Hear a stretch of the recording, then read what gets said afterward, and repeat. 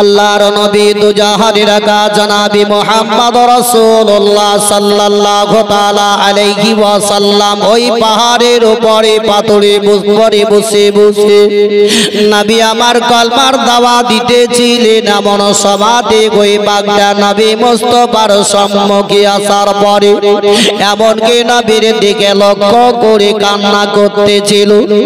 দয়ার নবী মুস্তাফার নিকট থেকে ওই বাগদা চট করে উঠে বাবা জঙ্গলের দিকে রওনা হয়ে গেল। পাক আপন রাস্তা ধরে চলতে চলতে চলতে চলতে চলতে এমন জায়গাতে পৌঁছে গেল, সেই জায়গায় দেখা গেল কয়েকজন রাখালেরা মেষ ছাগল চড়াতে ছিল। ওই রাখালদের কাছে বাঘ আপন চুপ করে দাঁড়িয়ে গেল। বাঘের দুই চোখ দিয়ে পানি পড়তেছিল। আল্লাহর নবী দয়ার মুস্তাফার দিকে লক্ষ্য করে বাঘ তার জবানি সমস্ত রাখালদেরকে বলতে লেগে গেল, ওরে রাখালেরা, তোদের আজকে এত ভাগ্যটা ভালো, তোদের নসিব এত ভালো, কেননা আজকে বিশ্বের নবী তোমাদের নিকটে এসেছে। একবার নবী মুস্তাফার দ্বারে নবী মুস্তাফার নিকটে চলে যা আর নবীর কাছে গিয়ে কলমাটা একবার পড়ে নে। কিন্তু বাঘের কথার আওয়াজটা যেমনি শুনতে পেয়ে গেল, সমস্ত রাখালিরা ওই সমাতে আপন বলতে লেগে গেল, ওরে বাঘ শুনো রে, তুমি হচ্ছ একটা জঙ্গলের পশু, তবে আমাদের ছাগল গোলাকে খাবার জন্য তুমি যুক্তি পরামর্শ করে জঙ্গল থেকে একা একা এসে আমাদেরকে এইভাবে আওয়াজ দিতেছ, তবে তোমার কথাটা বিশ্বাস করা যাবে না। এহানো বাঘ বাবা ওই জমিনের মধ্যে থাবা মেরে বসে গেল। বাঘের দুই চোখের পানি ঝরঝর করে ঝরে যায়। বাঘ দ্বিতীয়বারে বলে, ওরে রাখালেরা শুনে নাও, শুনে নাও, আমি জঙ্গলের পশু বাঘ হতে পারি, তবে আজকে তোমাদেরকে আমি মিথ্যা কথা বলে নাই রে। যদি দয়ার নবী আমার চলে যান, তবে কোনোদিন তোমাদের সঙ্গে আজ দুনিয়াতে তোকে কিয়ামত পর্যন্ত তোমাদের সঙ্গে আর দেখা হবে না। তবে একবার নবী মুস্তাফার নিকটে চলে যাও। ওই রাখালেরা দ্বিতীয়বার শোনার পরে এমনকি বাঘ থেকে জঙ্গলে যেই ছাগল মেষগুলা নিয়ে গেছিল, সমস্ত মেষ ছাগল গুলা জমিনের মধ্যে আর মুখ লাগাই না, আসমানের দিকে মুখটা ছেড়ে সমস্ত ছাগল গোলা তাকে আকাশের দিকে থেকে গেল। এমনকি তাদের ছাগল মেষের চোখ দিয়ে পানি পড়তে লেগে গেল। ওই সমাতে বাঘ বলে, ওরে রাখালে রে, তোদের মেষ আমি একটাও খাবো না, তোদের ছাগল একটাও আমি ধরবো না, তবে তোমাদের ছাগল গোলা একটা একটা করে গিনতি করে আমার সম্মুখে রেখে দাও। আমি তোমাদের ছাগল গোলাকে নিয়ে বসে থাকবো যতক্ষণ পর্যন্ত নবী মুস্তাফার নিকট থেকে না আসবে। জোরে বলুন। ওই জন্য বলেছিলাম ভাই, কোন জায়গায় কথা বলতে আমরা তো ওটাই জানি না ভাই, বলে দিতে হয়, শিক্ষা অর্জন করো। দেখুন বাঘ নবীকে চিনেছিল, নবীর দিকে লক্ষ্য করে বাঘ বলতেছে, ওরে রাখাল, তোদের ছাগলগুলা রাখ, তোরা যতক্ষণ পর্যন্ত নবীর কাছ থেকে না আসবি ততক্ষণ পর্যন্ত আমি এই জায়গা থেকে কোথাও যাব না, তোরা আসবি তারপর আমি চলে যাব। যে নবীকে একবার দেখে নিল সে নবীর প্রতি মহব্বত আশিকে পড়ে গেল। জোরে বলুন। ওই রাখালদেরকে, সমস্ত রাখালদেরকে আবার বাঘ বলল, ওরে রাখালেরা যা যা যা চলে যা, নবী হয়তো এতক্ষণ হয়তো চলে যেতে পারে, যদি নবী মুস্তাফা একবার চলে যান তবে তোদের সঙ্গে আর কোনো দিন দেখা হবে না, অতি তাড়াতাড়ি চলে যা। সমস্ত রাখালেরা ওই বাঘের কথাটা বিশ্বাস করে নিয়ে একটা একটা করে গিনতি করতে লেগে গেল। সমস্ত ছাগলগুলা বাঘের সম্মুখে দিয়ে দিল, কেননা রাখালেরা বিশ্বাস করেছিল ওই বাঘ যখন এই কথাটা প্রকাশ্য করে দিল, সমস্ত জানোয়ারগুলা জমিনের মধ্যে মুখ লাগায় না, আসমানের দিকে মুখটা ছেড়েছিল। ওই রাখালেরা সমস্ত ছাগলগুলাকে নিয়ে এমনকি বাঘের সম্মুখে করে দিল। সমস্ত ছাগলগুলা দাঁড়িয়ে গেল, বাঘ আপন বসে গেল। বিশ্বের নবীর দিকে লক্ষ্য করে বাঘের দুই চোখের পানি ঝরঝর করে ঝরে যায়। নবীর সঙ্গে আর হয়তো কোনোদিন দেখা হবে না, এই বলে বাঘ কান্না করতেছিল। এমনকি রাখালেরা ওই পাহাড়ের দিকে দূরে দূরে দূরে দূরে এমনকি রওনা হয়ে গেল। সমস্ত রাখালেরা গিয়ে বিশ্বের নবীর সম্মুখে দাঁড়িয়ে গেল। আল্লাহর নবী দয়ার মুস্তাফা রহমাতুল লিল আলামিন ওই রাখালদের দিকে তাকিয়ে তাকিয়ে দেখতে লাগলেন। সমস্ত রাখালেরা বিশ্বের নবীর দিকে লক্ষ্য করে বলে, ওগো আল্লাহর নবী গো, আপনার নিকটে আমরা এসেছি, আপনি আমাদেরকে কলমাটা পড়িয়ে দিন, আমরা ইসলাম গ্রহণ করে নেব। বিশ্বের নবী আমার সমস্ত রাখালদেরকে কলমা পড়িয়ে দিলেন। জোরে জোরে পড়ো লা ইলাহা, পড়ো লা ইলাহা, লা ইলাহা ইল্লাল্লাহ মুহাম্মাদুর রাসূলুল্লাহ সাল্লাল্লাহু তাআলা আলাইহি ওয়াসাল্লাম। সমস্ত রাখালিরা কলমাটা পড়ে নিয়ে যেমনি চলে যাবে, ওই সমাধি আপন বাবা বিশ্বের নবী কুল কায়নাতের নবী জনাবে মুহাম্মদ রাসূলুল্লাহ সাল্লাল্লাহু তাআলা আলাইহি ওয়াসাল্লাম রাখালদেরকে আপন ডাক দিয়ে দিলেন, একটু তোমরা দাঁড়িয়ে যাও, দাঁড়িয়ে যাও। যেমনি বিশ্বের নবী আওয়াজটা দিয়ে দিলেন, সমস্ত রাখালেরা দাঁড়িয়ে গেল। বলে, ইয়া রাসূলুল্লাহ, ইয়া হাবিবাল্লাহ, নবী গো, কেন আপনি আমাদেরকে ডাক করেছেন বলো না কেন?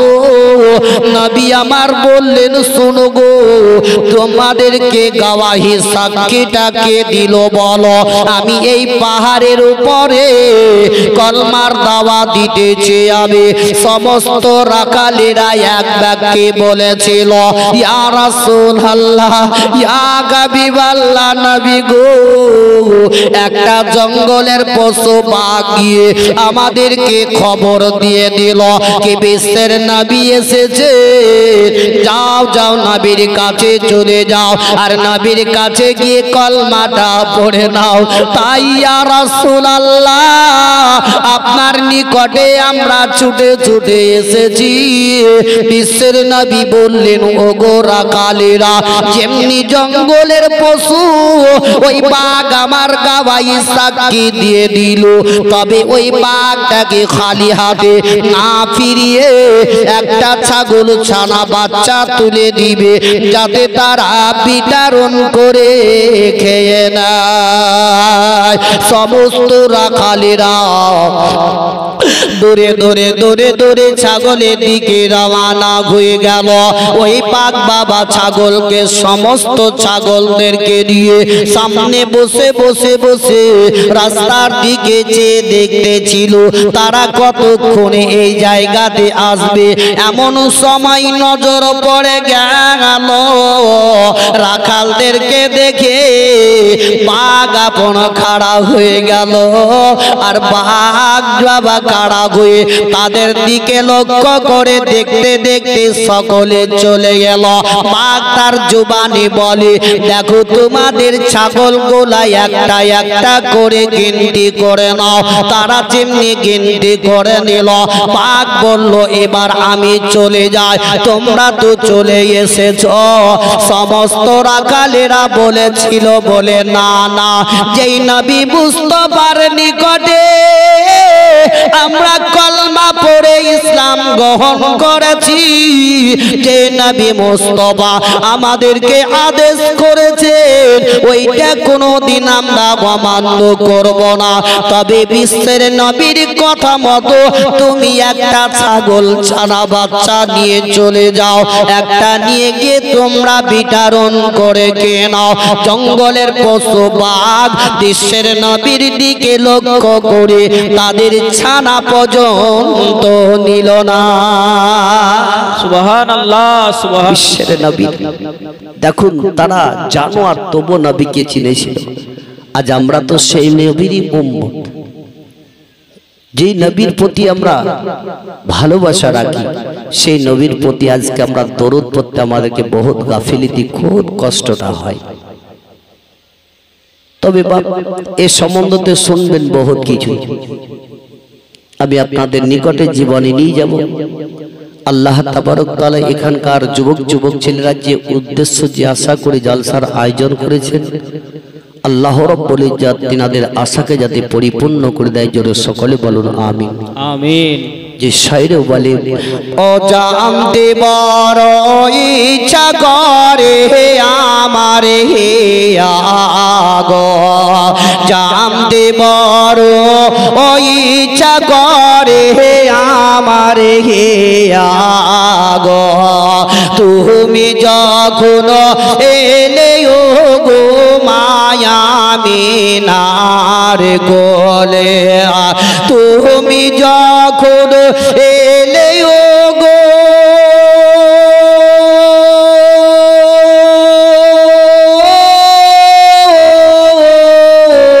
মায়া মিনার কোলে তুমি যখন এলে ও গো মায়া মিনার কোলে সাজদা যত রাত ছিল না বিহাদিসে বলি সাজদা যত রাত ছিল না বিহাদিসে বলি জানতে বড় ওই ইচ্ছা করে আমার হে আগো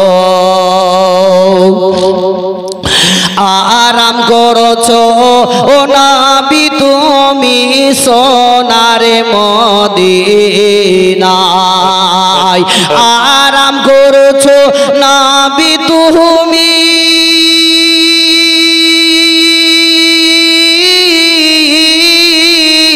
সোনার মদিনায়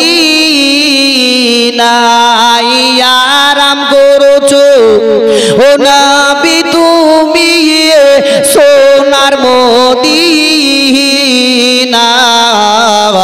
টাকা নাই মোর ও পয়সা নাই মোর যাইব কেমন করি টাকা নাই মোর পয়সা নাই মোর যাইব কেমন করি জানতে বড় ওই ইচ্ছা করে আমার হে আগো যাও গো হাজে হজি করিতে একটি কথা শোন যাও গো হাজি হজি করিতে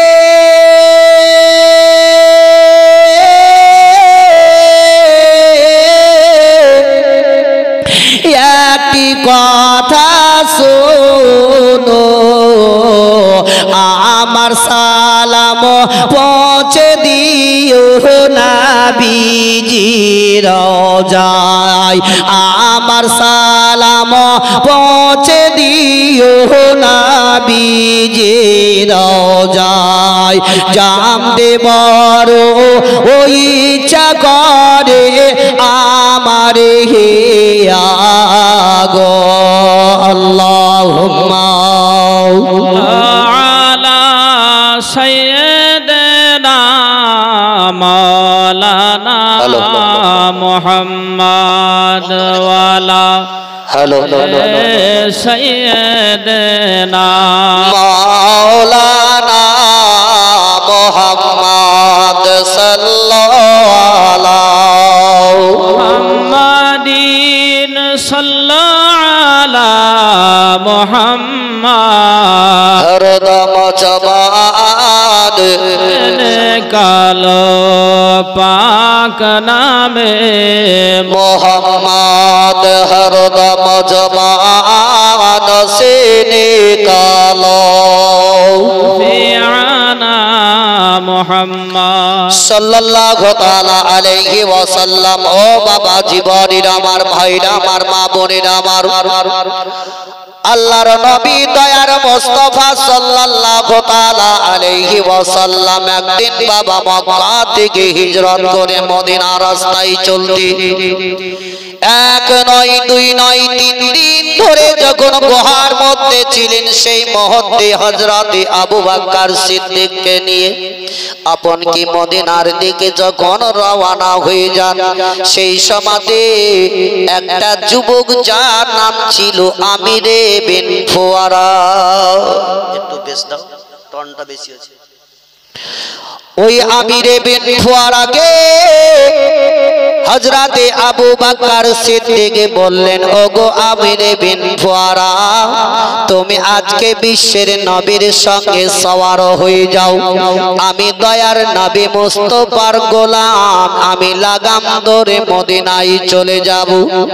আল্লাহর নবীর দিকে লক্ষ্য করে আবু বকর সিদ্দিক যখন এই কথাটি বলে দিলেন, ফুয়ারা বলে, হুজুর গো, আমি হচ্ছে আপনার গোলাম আর আপনি হচ্ছেন নবী মুস্তাফার গোলাম, তবে আপনি নবীর সঙ্গে সওয়ার হয়ে যান, আমি লাগামটা ধরে মদিনায় চলে যাব। কেননা এই জঙ্গলে রাস্তার পাহাড়ে কাটার সমস্ত সব কিছু আমার জানা আছে, যেহেতু আমি পাহাড়ে পাহাড়ে ছাগল চড়াই, যেহেতু আমি পাহাড়ে পাহাড়ে ওই মেষ চড়িয়ে আমার রাস্তাটা জানা আছে, আপনার জানা নাই। হযরতে আবু বকর সিদ্দিক রাদিয়াল্লাহু তাআলা আনহু বিশ্বের নবীর সঙ্গে যখন সওয়ার হয়ে গেলেন, এদিকে আপন বাপজিরা ভাইরা আমার, আবু বকর সিদ্দিক সওয়ার হলেন, আমিরে বিন ফুয়ারা লাগামটা ধরে মদিনার রাস্তায় চলতে আরম্ভ করে দিলেন। রাস্তায় চলতে চলতে ফুয়ারার পা দুখানা কেটে কেটে তুলার মতো হয়ে গেল। হযরতে আমি আবু বকর সিদ্দিক নবী মুস্তাফার সঙ্গে সওয়ার হয়ে আছে, এমন সময়তে নবী মুস্তাফা আমার বললেন, ওগো ফুয়ারা, একটু দাঁড়িয়ে যাও, এই জায়গাতে আমরা নামাজটা আদায় করে নি, তারপরে আমরা মদিনার দিকে চলে যাব। তবে মদিনার একটা নয় দুইটা নয়, মদিনার সমস্ত লোকেরা মদিনার বাইরে দাঁড়িয়ে দাঁড়িয়ে নবী মুস্তাফা রাস্তাটা চেয়ে চেয়ে দেখতেছিল, কতক্ষণে নবী মুস্তাফা আমাদের মদিনাতে আসবে। ও আমার ভাইরা বাপজিরা মা বোনেরা আমার, ফুয়ারাকে যেমনি নবী আমার বলে দিলেন, ওই সমাধি ফুয়ারা দাঁড়িয়ে গেলে ফুয়ারার দুই চোখ দিয়ে পানি পড়তেছিল। নবী আমার বললেন, ওগো ফুয়ারা, কেন তুমি এইভাবে কান্না করো? নবী আমার বললেন ফুয়ারা কেঁদো না, কেঁদো না, এসো আমাদের সঙ্গে জামাতে দাঁড়ানো হয়ে যাও, জামাত করে নামাজটা আদায় করে নি। ফুয়ারা আরো জোর কেঁদে কেঁদে বলে ইয়া রাসূলুল্লাহ, ইয়া হাবিবাল্লাহ, নবী গো আমার ক্ষমতা হয় না আপনার সঙ্গে দাঁড়িয়ে দাঁড়িয়ে আমি নামাজটা পড়ে নিব। দয়ার নবীজি ফোয়ারাকে বললেন, ফোয়ারা কেন তুমি দাঁড়িয়ে নামাজ পড়তে পারবে না বলো? বলে ইয়া রাসূলুল্লাহ, ইয়া হাবিবাল্লাহ, নবী গো যখন আমি সেই জায়গা থেকে নিয়ে এখন পর্যন্ত আপনার নিয়ে হাঁটতে হাঁটতে চলে আসতেছি ইয়া রাসূলুল্লাহ, আমার পা দুখানা তুলার মতো কেটে কেটে কেটে কেটে কেটে গেছে, রক্ত গড়ে গড়ে যায়, আপনার সঙ্গে আমি দাঁড়িয়ে দাঁড়িয়ে নামাজ পড়তে পারবো না। ওরা সেই সমাতে বিশ্বের নবীর দিকে লক্ষ্য করে ওকা বলে শব্দ করে নাই, কেননা বিশ্বের নবী সবার হয়ে আছে, আমাকে এই উটখানা নিয়ে মদিনায় পৌঁছতে হবে। ফুয়ারা বল, ফুয়ারাকে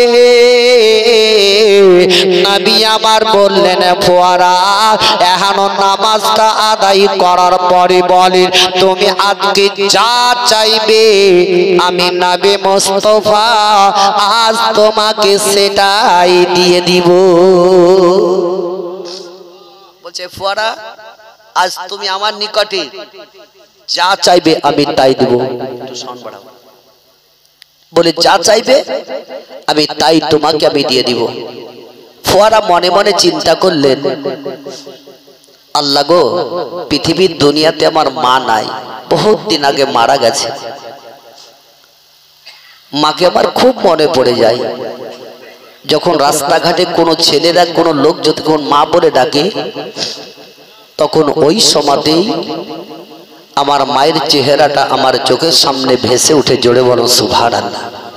কি ভাই, যাদের মা বাপ গেছে তারাই না তার মর্ম জানে? একবার ভেবে দেখুন, যার মা চলে গেছে, যার বাপ চলে গেছে, আপনি চোখ বন্ধ করুন, দেখুন মায়ের ওই চেহারাটাই আপনার চোখের সামনে ভেসে উঠবে। যখন কেউ মারা যায় কারোর মা বাপ, ওই সময়তে ওই ছেলেরা যখন কান্না করে, আর অন্য কাউরি যদি মা মরে যায় সেই মাকে তাদের কান্না দেখে তার মাকেও মনে পড়ে যায়, প্রত্যেকটা মানুষেরই। ভাই ফুয়ারা বলতেছে ইয়া রাসূলুল্লাহ, ওগো আল্লাহর নবী আপনার নিকটে আমি কোনো কিছুই চাই না। জোরে বলুন সুবহানাল্লাহ। আজ যদি আপনার এই জায়গাতে বলে দিই কি আজ আপনারা আমার নিকটে যা চাইবেন আমি সেটাই দিয়ে দিব, তা আপনারা কি চাইবেন আমার কাছে? এমন এমন ছেলেগুলো আছে, মৌলভী সাহেব আমাকে একটা বড় মোবাইল দিয়ে দাও, বলবে না?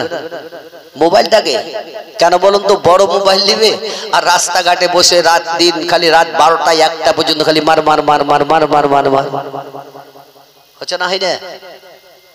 এই মার মারে বুঝলেন রাত কাটিয়ে দিতে পারছে, কিন্তু শিক্ষা অর্জন করার জন্য 10টা মিনিট আলিমের কাছে গিয়ে বসে শিক্ষা নেওয়ার সময়টা কিন্তু দিতে পারছে না। পারছে কি? আবার কিছু কিছু মেয়ে ছেলে গেলেন অভ্যাস আছে ভাই, যদি কোনো মসজিদের ইমামরা যদি ছেলেপিলা না পড়ায় তো মেয়ে ছেলেগুলা বলে কি পাড়ায় পাড়ায় খালি মৌলবি খাচ্ছে আর কদিবার মতো ফুলে যাচ্ছে, ছেলেগুলা পড়াই না, বলে না? কিন্তু ভুলটা কাদের? মৌলবিদের না তোমাদের?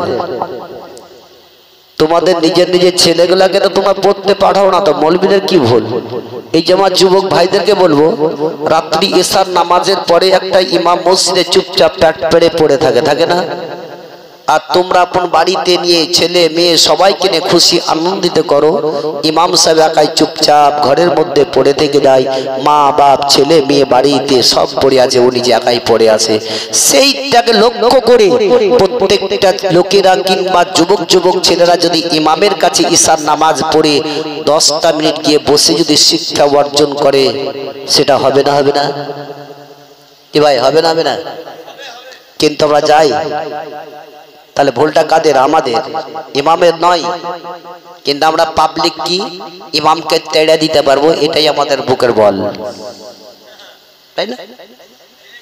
কি করে তারবো এটাই জানি। কি তোমার কি, তুমি একবার ভেবে দেখো ইমামের ভুল না তোমার ভুল, সেটা তো একবার ভাবছো না।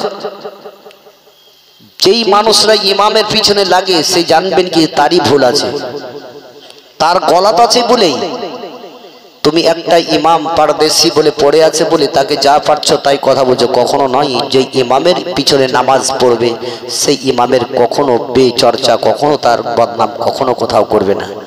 উনি হচ্ছেন মাথার তাজ। তো যাই হোক বাপজিরা, ভাইরা আমার, এহারও আজ যদি আপনাদের নিকটে আরো কিছু বলি তো বলে মৌলভী সাহেব আমাকে কি একটা বাড়ি ঘর তৈরি করে দাও। কিন্তু আল্লাহর নবী দয়ার মুস্তাফা সাল্লাল্লাহু তাআলা আলাইহি ওয়াসাল্লামের নিকটে ফুয়ারা বলতে লাগলো, ইয়া রাসূলুল্লাহ, ইয়া হাবিবাল্লাহ, নবী গো, আমার বহুত দিন আগে মা মারা গেছে, আমার দুনিয়াতে মা নাই। যখন আপনি বললে তবে আপনি আমাকে আমার মা দিয়ে দিন। নবীজি বলেন, ফুয়ারা তুমি মা বাদে যা চাইবে গো, আমি নবী মুস্তাফা তোমাকে আমি সেটাই দিয়ে দিব। ফুয়ারা বলল, ইয়া রাসূলুল্লাহ, ইয়া হাবিবাল্লাহ, নবী গো, আপনার নিকটে আমি টাকা পয়সা চাই না, ধান দৌলতে চাই না ইয়া রাসূলুল্লাহ, তবে আপনি মুখে আপনি বলেছেন যা চাইবে তাই দিয়ে দিব, তবে আপনি আমাকে আমার মা দিয়ে দিন, তাছাড়া আপনার নিকটে আমি কিছুই চাই না। বিশ্বের নবী বললেন, ফুয়ারা তোমাকে বলি মা বাদে যা চাইবে সেটাই তোমাকে দিয়ে দিব। ফুয়ারার দুই চোখের পানি ঝরঝর করে ঝরে যায়, পায়ের তলা দিয়ে রক্ত গড়ে গড়ে গড়ে গড়ে যায়। দয়ার নবী মুস্তাফার নিকটে হযরতে জিবরিল আমিন আসলেন, বলেন, ইয়া রাসূলুল্লাহ, ইয়া হাবিবাল্লাহ, নবী গো, আপনি গাছকে ইশারা করেছেন, গাছ আপনার নিকটে চলে এসেছে। আপনি আসমানের চাঁদকে ইশারা করেছেন, চাঁদ দুটুকরো হয়ে গেছে। ইয়া রাসূলুল্লাহ, ইয়া হাবিবাল্লাহ, নবী গো, আপনার নিকটে ফুয়ারা যা চাইছে আপনি সেটাই দিয়ে দিন। বিশ্বের নবী আমার বললেন, গো ফুয়ারা, তবে তুমি যখন মা চাইতেছো ওই গাছের উপরে একবার উঠে যাও, উঠে যাও। ফুয়ারা অঝর নয়নে কেঁদে কেঁদে বলেন, ইয়া রাসূলুল্লাহ, ইয়া হাবিবাল্লাহ, নবী গো, আমি একটা কদম আগে যেতে পারবো না, গাছের উপরে চড়া তো দূরের কথা। বিশ্বের নবী আমার হযরত আবু বকর সিদ্দিক রাদিয়াল্লাহু তাআলা আনহুকে বললেন, ওগো আবু বকর, এই ফুয়ারাকে গাছের উপরে তুমি উঠিয়ে দাও। হযরত আবু বকর সিদ্দিক যখন চড়িয়ে দিলেন, আল্লাহর নবী দয়ার মুস্তাফা রাহমাতুল লিল আলামিন হযরত ইসরাইলকে যখন হুকুম করা হলো, এমন আল্লাহ রাব্বুল ইজ্জত বললেন, যাও তার জানটিকে তুমি কবজ করে নাও। বিশ্বের নবী আমার গাছটাকে ইশারা করে দিলেন, গাছ তুমি উঠে যাও। গাছ উঠতে উঠতে আরম্ভ হয়ে গেল, আসমানে দরজা খুলতে লেগে গেল। খুলতে খুলতে সাধু আসমানের মধ্যে গিয়ে ওই ফুয়ারা তার মায়ের নিকটে পৌঁছে গেল। ফুয়ারার মা বলে, বেটা ফুয়ারা বলো, তুমি এই জায়গাতে কি করে আসলে, কি করে তুমি পৌঁছে গেলে বলো। ওই সমাতে ফুয়ারা বলল, মা গো, ও গো আমার গর্ভধারিণী মা, আল্লাহর নবী দয়ার মোস্তফা রহমাতুল লিল আলামিন ওই মক্কা থেকে মদিনায় রাস্তায় চলতে চলতে যখনই চলতেছিলেন আমি লাগাম ধরে মদিনার দিকে যাই। ওগো মা জননী আমার পা দুখানা কেটে কেটে তোলার মতো হয়ে গেছিল। আর নবী যখন আমাকে বললেন যা চাইবে আমি সেটাই দিব। ওগো আমার গর্ভধারিণী মা, আপনাকে আমার খুব মনে পড়তেছিল মা, তাই আমি নবীর কাছে চেয়ে নিয়েছি গো মা। আজ আপনার নিকটে পৌঁছে গেছি। বিশ্বের নবী আমার হযরতে আবু বকর সিদ্দিক রাদিয়াল্লাহু তাআলা আনহুকে নিয়ে মদিনার দিকে চলতে লাগলেন। মদিনাতে যখন পৌঁছে গেলেন আর সমস্ত মদিনার লোকেরা বিশ্বের নবীকে দেখে সকলে নবীকে চারিপাকে পাকে ঘেরাও করে নিল। আর নবী আমার উটের উপরে চড়ে আছেন। এমন সমাতে একজন মদিনাওয়ালা বলতে লাগলো, ইয়া রাসূলুল্লাহ, ওগো আল্লাহর নবী গো, আপনি আমার বাড়িতে আগে আগে চলো। একজন ব্যক্তি বলতেছে, ওগো আল্লাহর নবী, আপনি আমার বাড়িতে আগে চলুন। আর একজন চট করে বলে উঠল, ইয়া রাসূলুল্লাহ, আপনি আমার বাড়িতে আগে চলুন। যেই নবীকে যে দেখলো, নবীর প্রতি মহব্বত ভালোবাসা হয়ে গেল। যেই শায়রে আপন বলে, আমরা নবীর পাগল দিওয়ানা রে সোনার মদিনা, আমরা নবীর পাগল দিওয়ানা, আমরা নবীর পাগল দিওয়ানা রে সোনার মদিনা, আমরা নবীর পাগল দিওয়ানা। মক্কা হতে মদিনা যেতে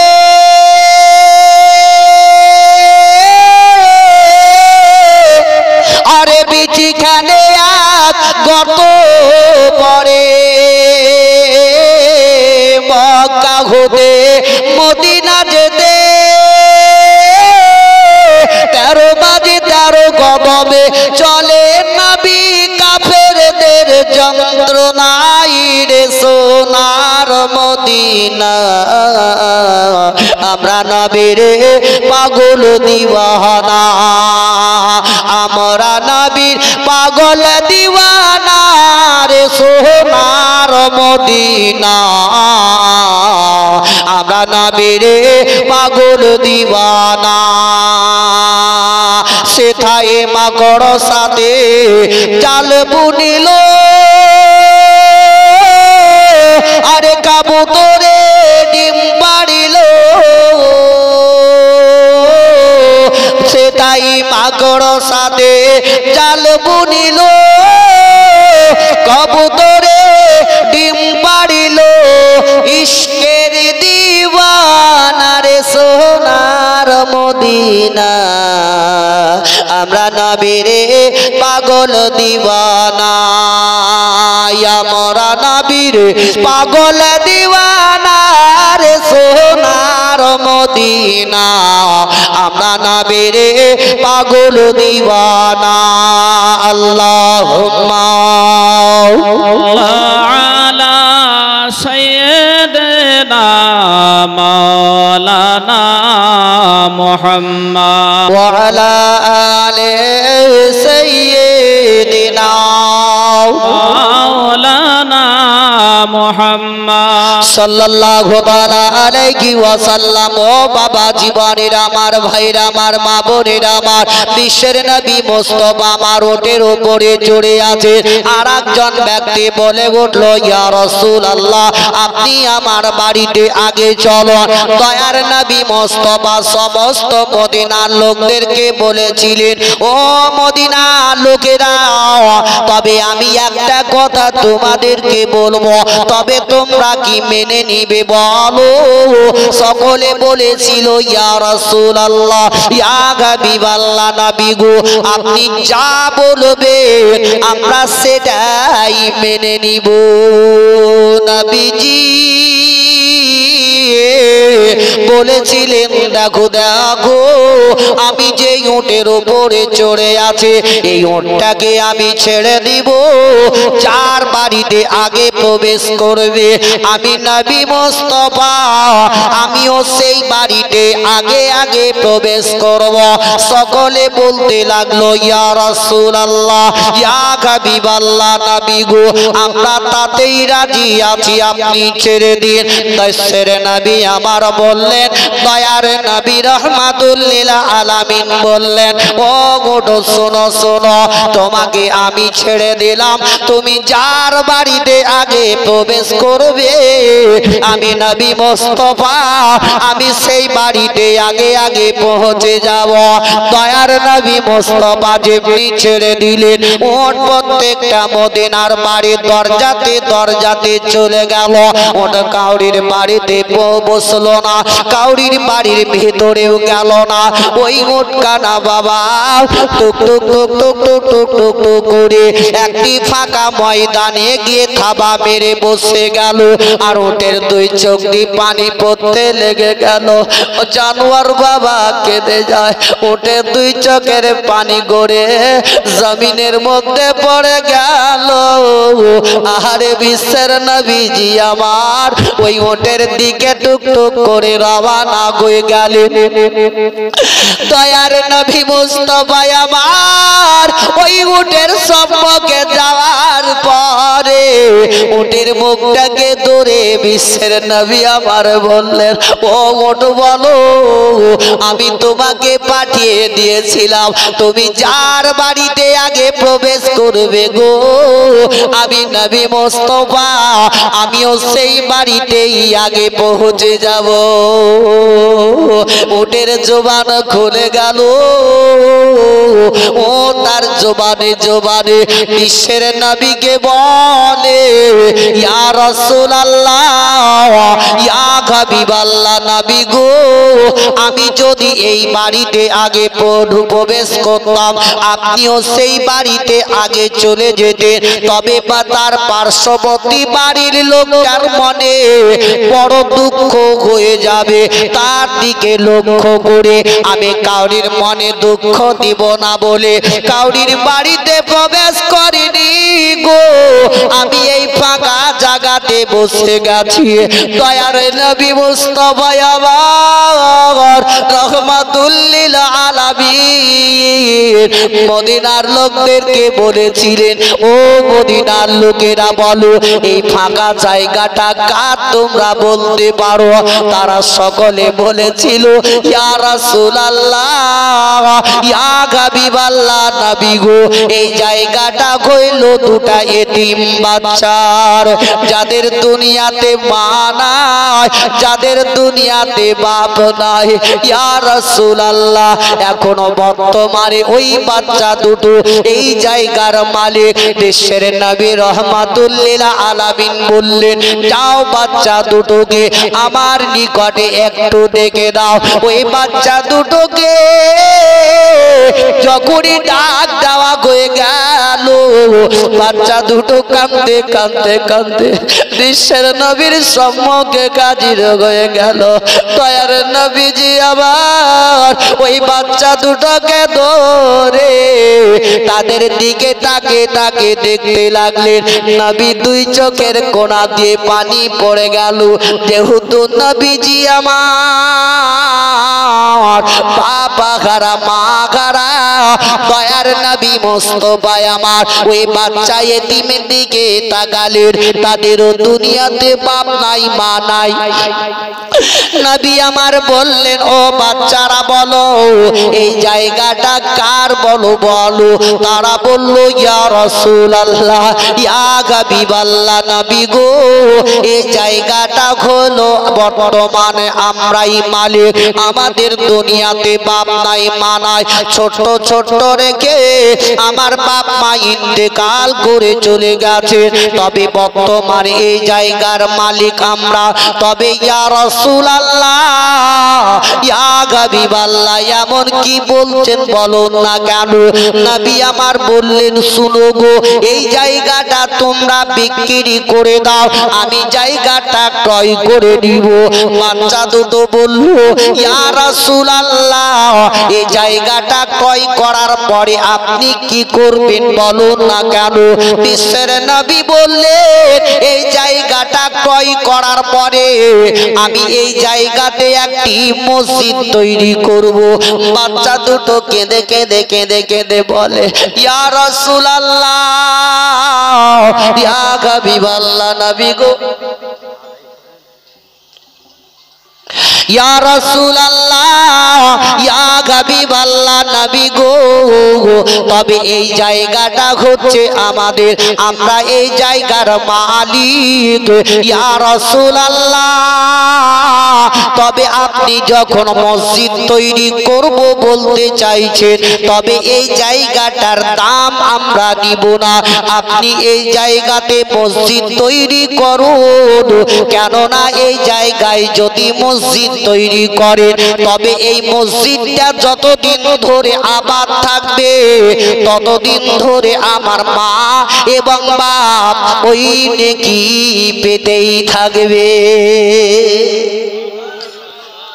বলছে আপনি এখানে মসজিদ তৈরি করুন, এই মসজিদ যতদিন ধরে আবাদ থাকবে, ততদিন ধরে আমার মা এবং বাপ নেকি পেতেই থাকবে। তাই ভাই আমার বাপ